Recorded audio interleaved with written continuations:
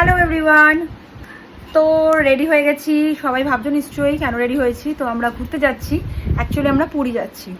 তো আমার বেশ কিছুদিন আগে আমাদের পুরী ট্রিপটা ঠিক হয়েছে, কিন্তু তোমাদের সাথে আর শেয়ার করা হয়নি, বলাও হয়নি।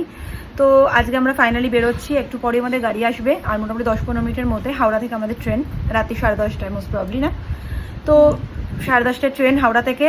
তো এখান থেকে আমরা আপাতত এখন বেরোবো একটু পরেই।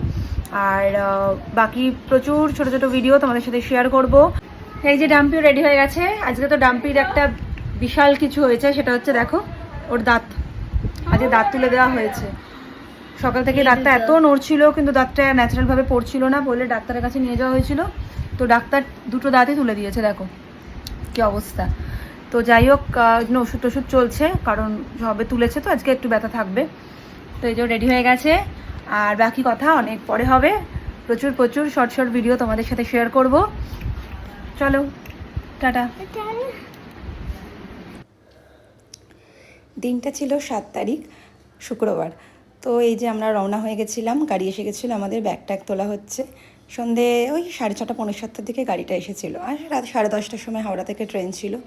তো অনেকটাই জার্নি, কারণ আমাদের নৈহাটি থেকে হাওড়া অনেকটাই রাস্তা, অনেকটাই টাইম লাগে। তো এই যে দেখতে দেখতে চলো হাওড়া পৌঁছেও গেছি। আমার গাড়িতে একদম রাস্তাঘাট সব লোকজন দেখতে দেখতে যেতে খুব ভালো লাগে।